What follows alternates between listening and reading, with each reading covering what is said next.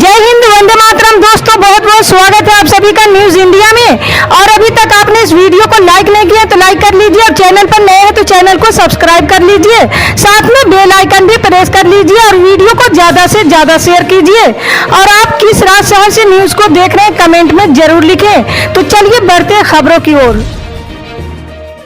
जी हाँ, आपको बता दें कि जहां एक तरफ दुनिया के कई देशों में कोरोना के मरीज फिर से बढ़ रहे हैं, वहीं विश्व में लगातार बढ़ते मामलों को देखते हुए अब भारत के इंडियन मेडिकल एसोसिएशन ने कोरोना से जुड़ी एडवाइजरी जारी की है और अपील की है कि लोग कोविड उचित व्यवहार का पालन करें।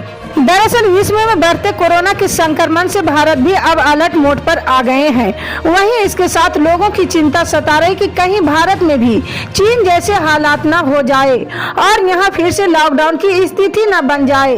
हालांकि देश के एक्सपर्ट का कहना है कि भारत में कोरोना से खतरा नहीं होगा। इस मामले पर अब IAMA ने कहा है कि भारत में 95% आबादी का टीकाकरण हो चुका है, इसलिए देश को लॉकडाउन में नहीं रखा जाएगा। भारतीयों में चीन के लोगों की तुलना में एक मजबूत प्रतिरक्षा प्रणाली है। भारत को अब कोविड से बचाव के जो तरीके हैं उनका पालन करना चाहिए। जी हाँ, इसके तहत टेस्टिंग और ट्रेसिंग को और भी बढ़ाने की जरूरत है। जी हाँ, आपको बता दें कि दुनिया के कुछ देशों में कोविड-19 के मामलों में वृद्धि के बीच गुजरात के स्वास्थ्य मंत्री श्री शेख पटेल ने बुधवार को अधिकारियों को दूसरे देशों से राज्य में आने वाले यात्रियों की अनिवार्य जांच करने का आदेश दिया है। अधिकारियों ने कहा कि ये भी सामने आया है कि कोरोना वायरस के ओमिक्रॉन के स्वरूप BF7 के कम से कम 2 मामले सितंबर और नवंबर में अहमदाबाद और वडोदरा में दर्ज किए गए थे। दोनों ही मामले जिन लोगों में पाए गए थे वे विदेश से लौटे थे।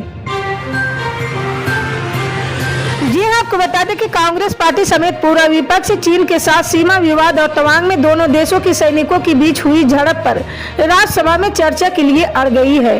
अरुणाचल प्रदेश के तवांग में भारत व चीन की सेना के बीच पिछले दिनों हुए टकराव पर कांग्रेस की पूर्व अध्यक्ष सोनिया गांधी ने चिंता जताई है। पार्टी संसदीय दल की बैठक के बाद उन्होंने कांग्रेस व अन्य विपक्षी दलों के नेताओं के संसद परिसर में राष्ट्रपिता महात्मा गांधी की प्रतिमा के समक्ष प्रदर्शन किए हैं। विपक्ष के नेताओं ने सरकार से मांग की है कि चीन के साथ हुए टकराव पर संसद में चर्चा कराई जाए। सोनिया गांधी ने कहा कि सरकार चर्चा नहीं कराने की अड़ियल रुख पर कायम है, जबकि जनता व सदन सीमा की असल स्थिति जानना चाहते हैं। सोनिया गांधी ने सवाल किया कि सरकार चीन के आक्रमण का आर्थिक पाबंदियां लगाकर जवाब क्यों नहीं दे रही है। जी हाँ, आपको बता दें कि केंद्र स्वास्थ्य मंत्री मनसुख मंडाविया ने मंगलवार को चीन में बढ़ रहे कोरोना के प्रकोप के मद्देनजर कांग्रेस सांसद राहुल गांधी और राजस्थान के मुख्यमंत्री अशोक गहलोत को पत्र लिखा है। इस पत्र में लिखा है कि जिन लोगों का पूरी तरह टीकाकरण हुआ है उन्हीं लोगों को भारत जोड़ो यात्रा में भाग लेने की अनुमति दी जानी चाहिए। इस यात्रा के दौरान नियमों का पालन करें या यात्रा रद्द करें। जी हाँ, इस पत्र के बाद शिवसेना ने मोदी सरकार पर निशाना साधा है। शिवसेना के मुखपत्र सामना में मोदी सरकार की आलोचना करते हुए कहा कि भारत जोड़ो यात्रा को कानून और साजिश से नहीं रोका जा सकता, इसलिए केंद्र सरकार ने कोविड-19 वायरस का सहारा लिया है। जी हाँ, आपको बता दें कि मुख्यमंत्री भूपेश बघेल भेंट मुलाकात कार्यक्रम के तहत गुरुवार को कसडोल विधानसभा सीट के लाहौद गांव पहुंचे हैं। यहां उन्होंने लोगों से चर्चा करते हुए कहा कि गोबर खरीदी गौपालकों के लिए आय का जरिया बनी है। लोग अब पशुपालन की ओर आकर्षित हो रहे हैं। मुख्यमंत्री ने कहा कि राजीव गांधी किसान न्याय योजना के तहत किसानों को 4 किस्त में राशि का भुगतान किया जा रहा है। राशि का भुगतान समय पर किया जा रहा है, जिससे उन्हें समय पर राशि मिलने से आर्थिक मदद मिल रही है। जी हां, मुख्यमंत्री ने कहा कि वर्तमान में किसानों की संख्या में वृद्धि होने के साथ साथ कृषि रकबा में भी बढ़ोतरी हुआ है।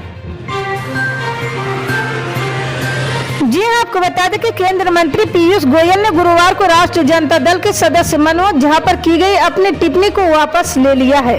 पीयूष गोयल ने अपनी टिप्पणी में कहा था कि अगर इनका वश चले तो देश को बिहार बना देंगे। मनोज झा ने गोयल की अपमानजनक टिप्पणी के बारे में राज्यसभा के सभापति जगदीप धनखड़ को बुधवार को एक पत्र भी लिखा था। गुरुवार को उस सदन की कार्रवाई शुरू होने पर मनोज झा ने इस मुद्दा उठाया और गोयल से माफी की मांग की थी। जी हाँ, जनता जनता दल के रामनाथ ठाकुर और कांग्रेस के अखिलेश प्रताप सिंह ने भी गोयल की बिहार को लेकर खिलाफ की गई टिप्पणी का मामला उठाया और इसे बिहार का अपमान बताते हुए उनसे माफी की मांग की है।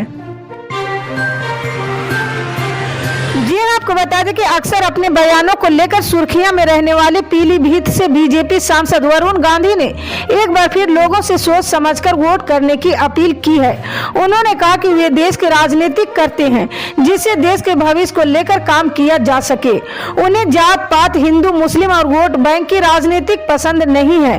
दरअसल वरुण गांधी ने ये बात उस वक्त कही जब वो अपने संसदीय क्षेत्र के परिषदीय स्कूलों में निःशुल्क फर्नीचर का वितरण कर रहे थे। उन्होंने कहा कि आप देश की स्वतंत्रता की लड़ाई में कुर्बानी देने वाले लोगों को याद करते हुए वोट करें और देश का भविष्य तय करें। जी हाँ, आपको बता दें कि उत्तर प्रदेश में भारतीय जनता पार्टी और समाजवादी पार्टी धुर विरोधी पार्टियां हैं, लेकिन इस बीच सुहेलदेव भारतीय समाज पार्टी के चीफ ओम प्रकाश राजभर के बेटे अरुण राजभर के एक दावे से सियासी हलचल तेज हो गई है। दरअसल अरुण राजभर ने दावा किया कि जल्द ही बीजेपी में सपा का विलय हो जाएगा और इसके लिए समझौता भी हो चुका है। सपा सुप्रीमो अखिलेश यादव के चाचा शिवपाल यादव इस विलय में अहम भूमिका निभाएंगे। जान ले कि एसपी पुराने समय में सपा और बीजेपी दोनों के साथ ही रह चुके हैं। ऐसे में एसपी की तरफ से किए गए इस वादे के आधार का पता हर कोई जानना चाहता है। जी हाँ, आपको बता दें कि तेलंगाना में सत्तारूढ़ पार्टी बीआरएस की एमएलसी की कविता ने मोदी सरकार पर किसान विरोधी होने का आरोप लगाया है। तेलंगाना के मुख्यमंत्री चंद्रशेखर राव की बेटी कविता ने भाजपा को कॉरपोरेट समर्थक बताते हुए कहा कि जब उद्योगपति कॉरपोरेट लोन के नाम बैंकों में जमा जनता का पैसा लूट रहे थे तब खुद को चौकीदार बताने वाली भाजपा सोई हुई थी। केंद्र सरकार के राज्यसभा में हाल ही में दिए एक जवाब का हवाला देते हुए उन्होंने दावा किया कि देश में कॉरपोरेट के 19 लाख करोड़ रुपए से ज्यादा के ऋण माफ कर दिए गए हैं। इसी तरह की पल पल की अपडेट जानने के लिए जुड़े रहें हमारे न्यूज इंडिया के साथ। मिलते हैं अगली बड़ी खबर में, तब तक के लिए जय हिंद।